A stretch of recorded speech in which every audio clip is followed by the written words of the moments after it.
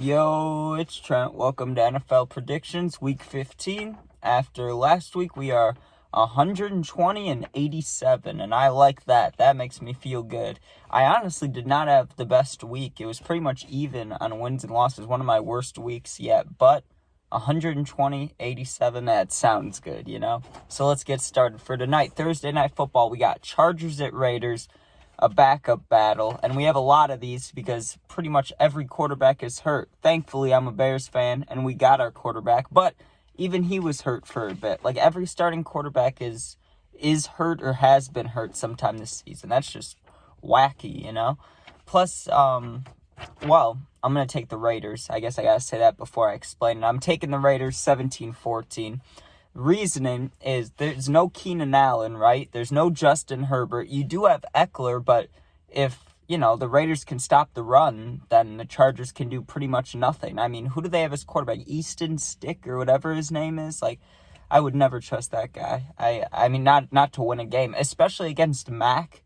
You got to think about it. Or I guess, no, Mac's on the Chargers, but, I was going to say Mac could have a revenge game. You never know. I mean, he had 5 sacks in one game. What if he goes out there and has like 6 straps and 2 forced fumbles and 1 fumble recovery or anything? What if he gets an interception? Like, Mac could generate the Chargers to win the game, but I think it's extremely doubtful. So Raiders 17-14. Next, we got the Vikings and Bengals. That one took a while. I'm going to try to get through these a little quicker. Vikings at Bengals.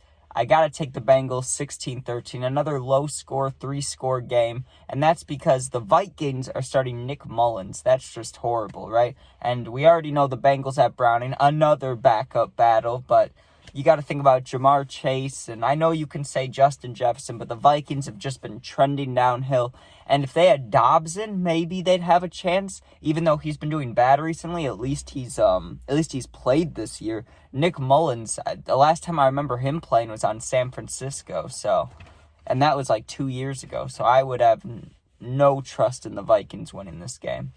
Next, we got Steelers at Colts. I got the Colts taking that 24-21. The Steelers, I feel bad for you. I mean, Pickett, as your starting quarterback, he shouldn't even be the guy. Even though he's not bad, I'm not saying he's bad, but he doesn't get the job done, right? And your backup's Trubisky. As a Bears fan, I know how that feels. Trubisky sucks. He cannot win the game. He will not win you the game. 4th and 2nd or 4th and 1, he threw like a Hail Mary pass. Like, come on. And I watched him for his whole starting career with the Bears. He's terrible, okay?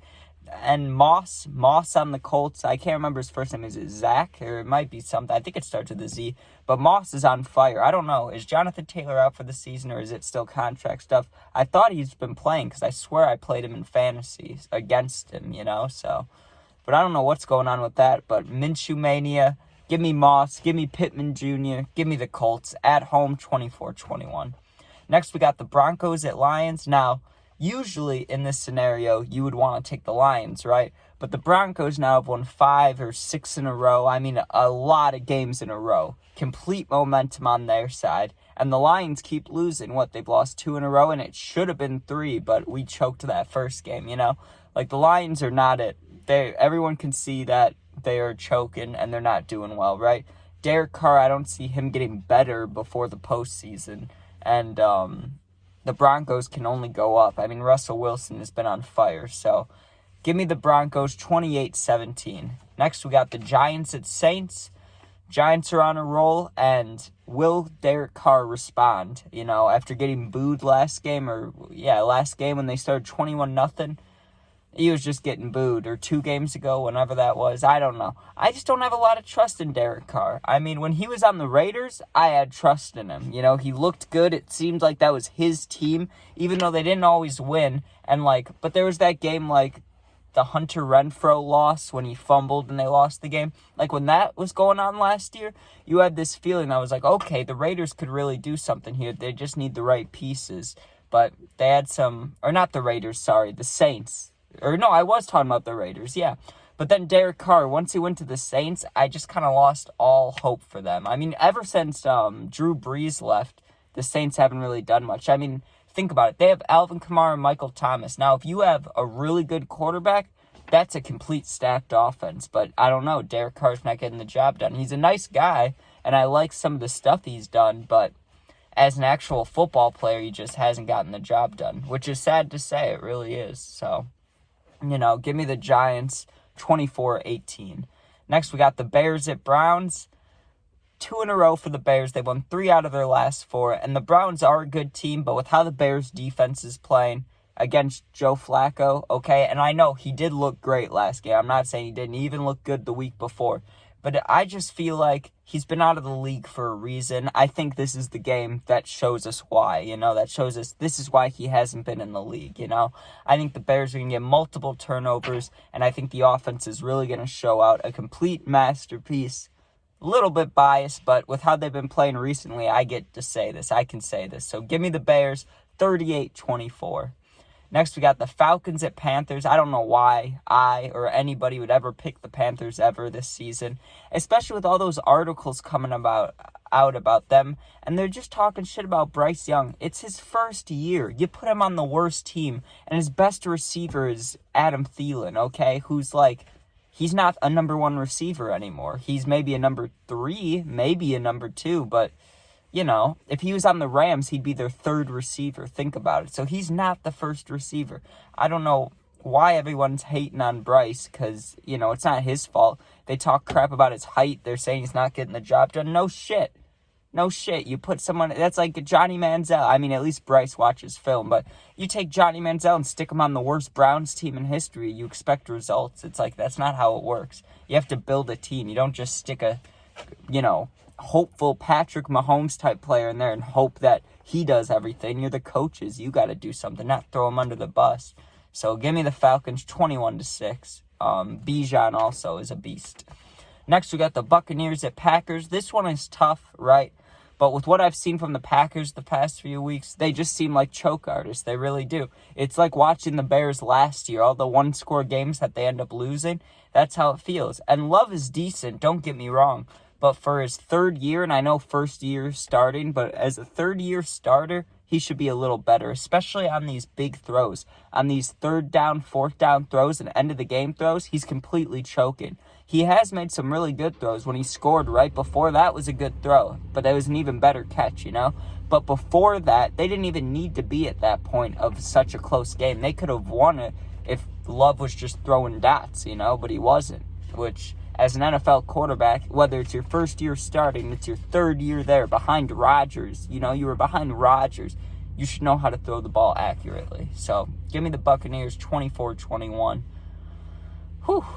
Also, I guess we're halfway through right now. Next, we got the Jets at Dolphins. Now, the Jets, they won last week. Zach Wilson looked really good, and there's games where they look okay, right? But I don't think they'll keep it up. I know they won't keep it up, not without Rodgers, right? Plus, the Dolphins coming off a loss, going into the playoffs, they really are going to want this win at home, and Tyreek needs a lot of yards to maintain, to get to 2,000 with, 4 games left? I don't know. He's at, 1,500 something. I don't know. That's a little under 200 yards a game he needs now after that rough game last week. He needs like 160 or 180 yards just to keep on track, but I believe in him. Give me the Dolphins 27-10. Next, we got the Chiefs at Patriots. Now, if this was 2018, this would be the game of the year, okay? If it was 2018, everybody would be watching this game. But the Chiefs are going downhill compared to the past, 3 years. And the Patriots, they're rock bottom. They're getting rid of Belichick. We finally found out, but not too surprised. Give me the Chiefs 42-3 in one of 2 blowout games this week. That's one of 2 I'm picking. Blowout game, 42-3, Chiefs over the Patriots. I got a hair in my mouth. Give me a second, guys. This is nasty. I'm choking on this. Oh, see, that's disgusting. I don't like that. All right. Next, we got the Texans at Titans. Now, all these guys have backup quarterbacks. You don't even have to call Levis a backup at this point. He's played the whole season. So, I got to say, I have to go with the Titans just purely off of the Texans. Davis Mills, I don't know. He hasn't played in a long time. I don't even know if he's the starting guy. But if he is, that's good for the Texans. At least they got a backup they know that can do something. But still. Levis has been playing all season. The Titans, they got Derrick Henry, Hopkins. They're not looking terrible. I say, just give me the Titans over Texans 21-18. It is tough, and if the Texans had Stroud, I would pick them in a heartbeat. Also, Nico Collins is still questionable, so I have to take the Titans, especially at home. Next, we got 49ers at Cardinals. Now this, 49ers at Cardinals, this is the huge blowout game, all right? You thought 42-3 was bad for the Chiefs. Try 55-0, right? 49ers over Cardinals. Now, if I was Kyler Murray, he could be an NFL, top QB, okay? He just needs a team. If they put him on the Seahawks, he's going to the playoffs, okay? Because I think he's better than Geno. I think he'd go out there and outperform Geno if he's on the Seahawks. And I see him, Russell Wilson, he kind of set the dynamic for the type of quarterback the Seahawks want with Pete Carroll. Kyler would be the perfect young guy for that scenario, but that'll never happen. Or not that we know of, right? But if I was Kyler, I would go and get traded before you're stuck on the worst team, Because right now the Cardinals are top 3 worst teams. They're not the worst, but within a season or two, if they keep going down, that's not good. And I like Kyler. I hope he gets out of there. But huge blowout for the 49ers, 55-0. Next, we got Commanders at Rams. The Commanders are just They're the definition of okay? They're not good. And they're not horrible, but they are one mid-ass team, okay? They're not good. They traded away their best players on defense, right? And then you got Sam Howell, who, if I'm a Commanders fan, I guess that's my one bright spot, and Terry, but Terry's getting older every year, and you guys aren't getting any better. I mean, you're just, I don't know. The Commanders got to do something. I'm not saying they're a bad team, but no one's looking at the Commanders going, oh, good for them, It's just the Commanders are surviving out there, So with that being said, plus Nakua and Kupp, that's what I say every week for the Rams. That's all I have to say. Them two are absolute beasts together. And without, but with together, no one's stopping them. Give me the Rams 35-28 over the Commanders. Next, last 3, we got Cowboys at Bills, okay? No Bills playoffs this year. I'm sorry to break it to you. Right, they have a low percentage already. I know they've won 1 or 2 in a row, but I'm sorry. The Bills are not making it this year. That should be obvious. If you haven't figured that out, you should, right? They're also playing the Cowboys. Now, I know the Cowboys will win. Give me them 18-15. Weird score, I know, but we'll see about that. Just give me the Cowboys to win. Now, what I am going to say about the Cowboys is Tony Pollard, please score a fucking touchdown. Please. My fantasy needs it. Just score a touchdown. Just do it, okay? You're Tony Pollard. You're a running back in the NFL. They chose you over Zeke. Now, please help my fantasy and win and score. Please. Okay, thank you. Next, we got Ravens at Jaguars, correct? Lamar needs a big game to keep that MVP hope alive. You got Tyreek over here just killing it. Even Darren Bland, I don't know how to say his first name, but as a defensive guy, he is looking amazing, there's so many random wild players that are not quarterbacks that are just doing great.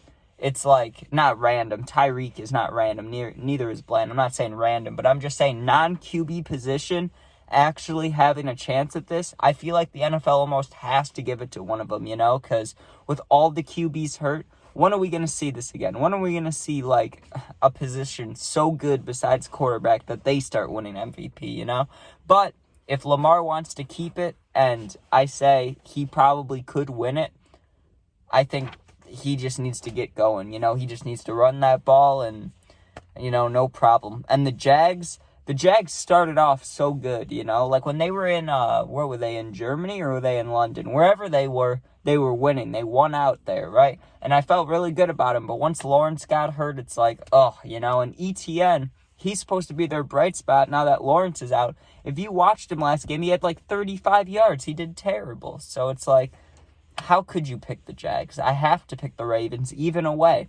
Give me the Ravens 20-17. Also, Roquan Smith, I miss you. When he was on the Bears, they put him as 80th for the top 100. 1 year later, he played 3 games with the Ravens. 3 games, and he's in the 20s. Tell me they don't hate the Bears, okay? Next, we got Eagles at Seahawks, Monday Night Football. The Seahawks are 8-3 against the Eagles, okay, since 1998. I am all one for tradition, and I believe it continues, especially with the Eagles losing. Now, I have one thing to say here before I say this. Okay, well, first of all, Seahawks 28-27, all right? Now, I have something to say about the NFL real quick. You look at the Super Bowl teams last year, the Chiefs and the Eagles, correct? They're both trending downhill compared to last year, right? Now, the Chiefs, you understand, because they've been good since they got Patrick Mahomes, you know? Or maybe a season after that, but they've been good for a while now. They've had their 3-4 years of, like, going to the playoffs, like, a Patriot-type run, you know? But they're trending down. Now, the Eagles, they shouldn't be trending down this year, but they are, right? They're trending down. Everybody is trending down except the 49ers. But realistically, within the next 3 years, like the 49ers for this year and next year are going to be absolutely killer. But once they have to start paying all these superstars, you're going to see them thin out. There's going to be some big trades. Stuff's going to happen, you know? So I don't think that you can keep all those players forever. So after the 49ers start to go down, who do you have trending up? And I'm saying this, and I'm not trying to be biased because I'm a Bears fan. I mean this honestly. I'm looking at the Bears. They've won 3 out of their last 4, and I'm looking at the Broncos.